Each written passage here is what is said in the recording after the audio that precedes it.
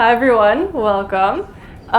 So before we start, I'd like everyone kind of like reflect on their current social media presence, to think about like what are your current social media strategies, what are you currently struggling with getting the reach that you want, either as your own vegan content creator or as a business. So I'll be tackling both. So I'll be talking about vegan content creation, like advice in that area, and also a bit about building your audience as a vegan business or as an organization. So feel free to take some notes on your phone for any questions that may arise, and then at the end I can answer those. So just to introduce myself, so my name is Farah. I'm an animal rights content creator. My main platform is Instagram. I do have a YouTube, but I'm very focused mostly on Instagram, through which I've learned a lot about the algorithm, which we'll talk about today, all the things that I've kind of learned along the journey. I started 2 years ago in June 2022, and I started with 3K, and I grew that to a 30K in initial 18-month period through various reels. I'm also a social media manager, so I've created content for a vegan dating app called VegPal. I manage their social media, and recently also I managed social media of an animal rights nonprofit called Our Planet Theirs Too. So I also have a bit of experience in that sense of how to build your audience as a brand. And I'm a video editor. My biggest passion is video editing. I've been 10 years plus video editing. I'm vegan now for almost 4 years. My vegan anniversary is upcoming in August. So August 2020, I turned vegan. So almost 4 years vegan. And then recently I founded Digital Animal, which is an animal rights news channel, which hopefully this year I hope to launch as an official nonprofit. And just to create really high quality video content to share news about animals from the animals' perspectives. I mean, nowadays, if you look at any news site, it's all speciesist. It's all saying if there's a fire in a barn, and they'll say like 1,000 chickens died, like burned alive, but then they'll say no one was harmed. So I want to make sure that we, have a platform out there that spreads news from the animals' perspective, and to have like a non-speciesist angle. So that's going to be my next project, which I'm very excited about. All right, so my part one is understanding the algorithm. So we're here to learn about social media. So then if we're creating content for social media, we have to understand the algorithm, because eventually the algorithm is what's going to push our content to be viewed outside of our current followers. So we have to really look at the algorithm today, and think, what is the algorithm like? What goes viral today? And look at that and take research from that, and just take that as an inspiration. So then today's algorithm, if you look across the platforms, the importance is on short form content. So if we're looking at Instagram, it's the reels. If we're looking at YouTube puts a lot of effort nowadays on YouTube Shorts. So if you're trying to grow your YouTube, I definitely recommend just putting a lot of shorts out there, because that's a lot of subscribers you can gain just from shorts itself. I was looking at the analytics for the nonprofit I was working for, Our Planet Theirs Too, and I posted a lot on shorts, and that was the way for that channel to grow. So definitely short form content across the platforms. TikTok's great too, but unfortunately it's not available in India. So then we get to the strategy. So what does the algorithm like?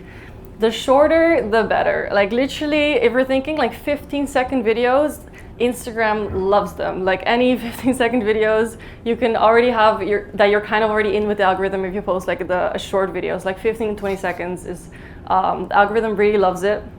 And then if we're looking at just in general the videos, you have to, if we're thinking about, we're creating content, like we're scrolling on social media, right? And we want to make sure that we stop the scroller and to watch our videos. So the first 5 seconds, you're creating any video, make sure that in the first 5 seconds, you share already what the video is about. If you have a long intro and it takes people time to get to know what the message is about, you're gonna lose the scroller. They're gonna scroll right past you. So you have to make sure that you really tell them what's the message, so you capture their attention and you make sure that within the first 5 seconds it's there. I've had a lot of experience with a little bit of trial and error, where I've posted a video and then I really realized that literally recently actually I had a video and within 8 seconds only the message was there. It didn't perform as well because it took people 8 seconds to wait for the message to be there. So I really learned that whenever I'm editing, that within those first 5 seconds it's clear what's the message, what's the video about, to make sure that you get the audience's attention.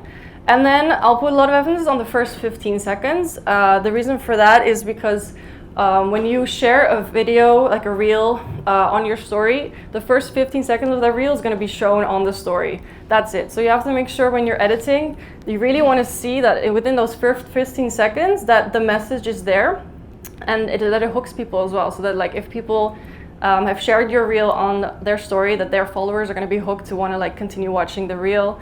So within those first 50 seconds, it's very important that the messages be there. And if there's a story, so for example, if you look at this pig this was a quite viral video from a long time ago, but I found it on Twitter. So then I just made a little reel of it. So she was jumping from the truck who was getting sent to the slaughterhouse. And it's like a story, right? Like she's looking, she's like struggling, and then she jumps. So that's like a story that people are watching. So it's an example of like how a video should tell a story.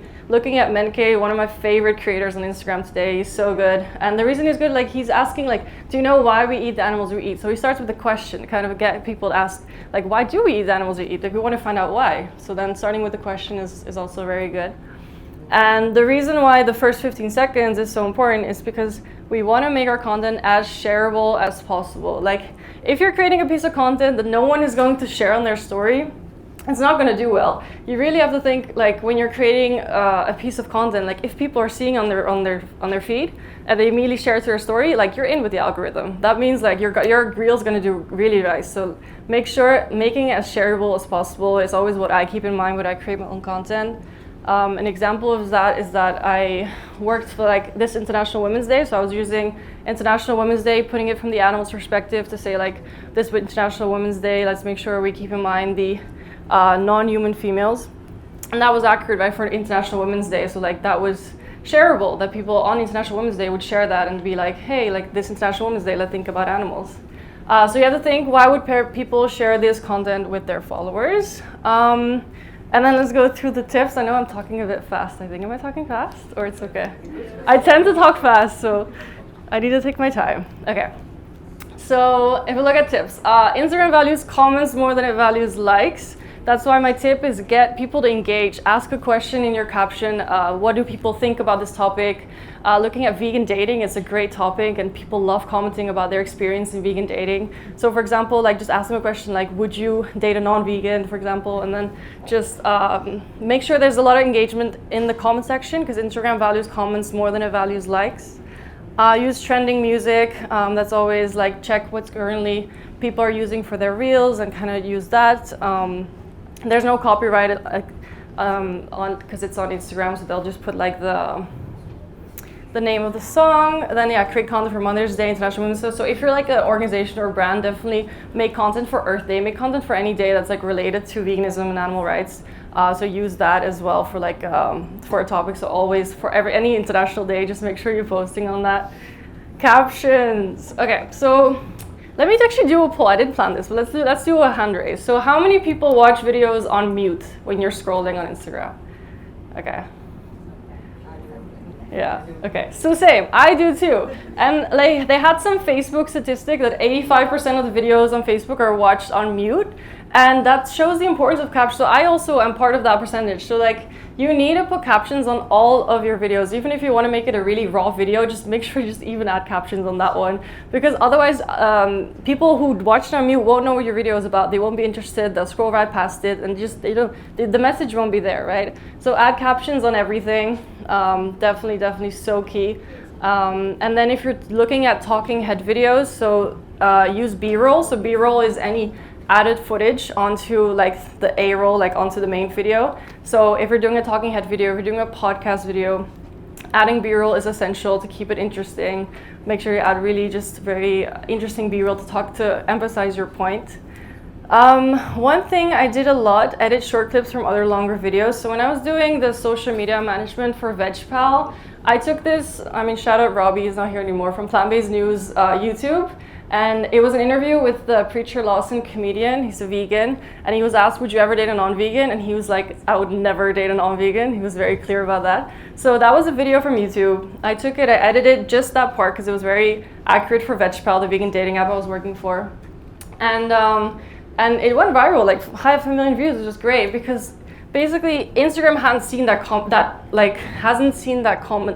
hadn't seen that content yet because it came from YouTube, it came from a long format video, and I took that and put it to Instagram. And I think that's important with Instagram. A lot of things are getting recycled, a lot of content is being shown, like people aren't really creating like original content, but if you can get it from different platforms and get content that Instagram hasn't seen before, it works really well. TikTok unfortunately is not available here, but I've done that before where I took videos from TikTok and shared them on Instagram and did really well as well because people hadn't seen it before.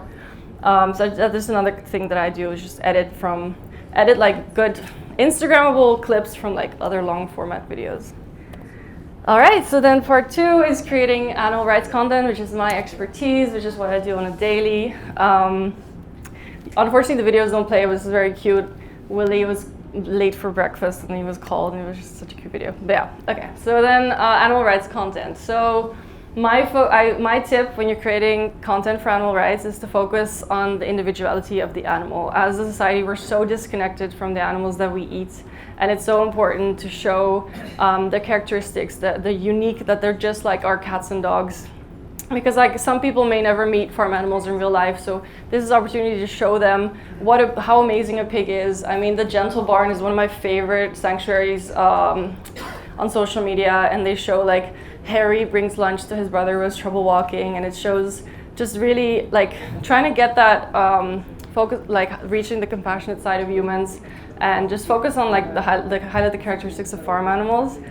And then my second point is to try to get people to connect emotionally without using graphic content. So personally, like it's so important for people to see slaughterhouse footage. Like don't get me wrong, it really, really is important, but it kind of puts people off. Like vegans and non-vegans alike don't want to watch slaughterhouse footage. Like no one wants to watch this footage, right?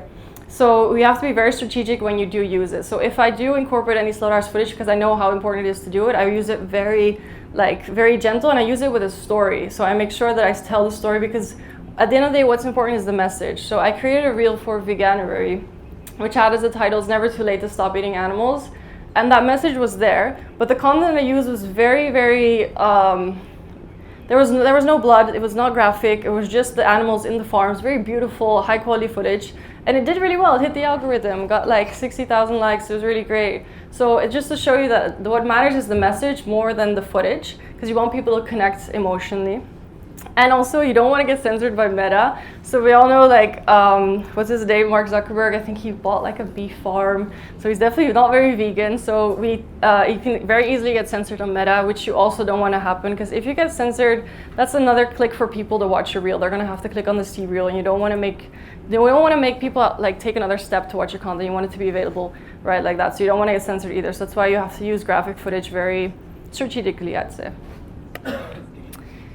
Part 3. So this is kind of my experience with working for organizations.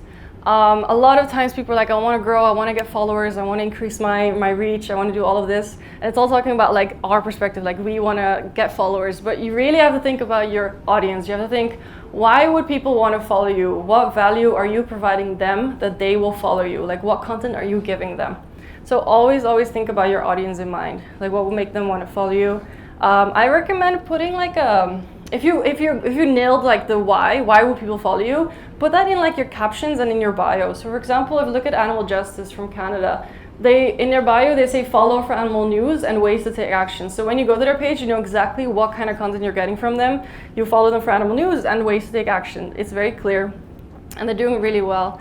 And Vegan for the Animals, one of my favorite pages as well, they say follow us if you're vegan for the animals. So they're building a community of people who are vegan for the animals. So like if you're that, you should follow us, because then we're the community that, you know, we're creating the content that you like. So I recommend putting that in your bio or putting in your captions. So if you're if you're making a post, to be like follow us for more of this kind of content, follow us for more animal rights content, etc.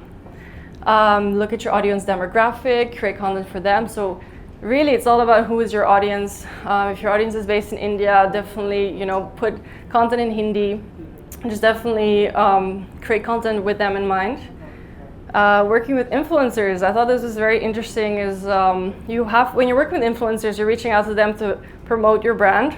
Make it as easy as possible for them. Don't go into it and be like, here, I really like your work and I want us to collaborate, and go in super open-ended. Like you really want to make sure that you're making it as easy as possible for them to promote your product. So if you can send them a story, you can send them a post that they can share on their story. Just really make sure it's as easy as possible, or otherwise you might, if you're gonna pay a lot, that's possible. But if just don't go into it open-ended, and make sure that I think one recommendation could be like send them a Google Drive, be like, here's some content if you want to share that on your story, and give them some options, but just make sure that the work they have to do is at least as possible for them to work with you and promote your brand. and focus on organic growth. I mean, buying followers, I just don't think it's a very long-term strategy. Just really think about like what value are you providing, and then the audience will come from that. Yeah, so I think that's it. So it's a little bit of a summary. So learn the algorithm, how to get the audience's attention from the start. Short form videos are a favorite from the algorithm today. Making it shareable as possible, getting lots of music, captions, and really great visuals as well with it. If we're creating animal rights content, just focus on animal individuality and their unique characteristics, and use the appeal to emotion without like resorting to graphic content per se. And growing your audience to provide clear value to attract and retain followers, and just always think of them in mind, their demographic, their interest, and creating content for them. And yeah, I hope that kind of gave a little bit of tips here and there, and maybe helps you create some content. And yeah, hopefully that helps you. And if there's any questions, I would love to help try to answer them. Thank you.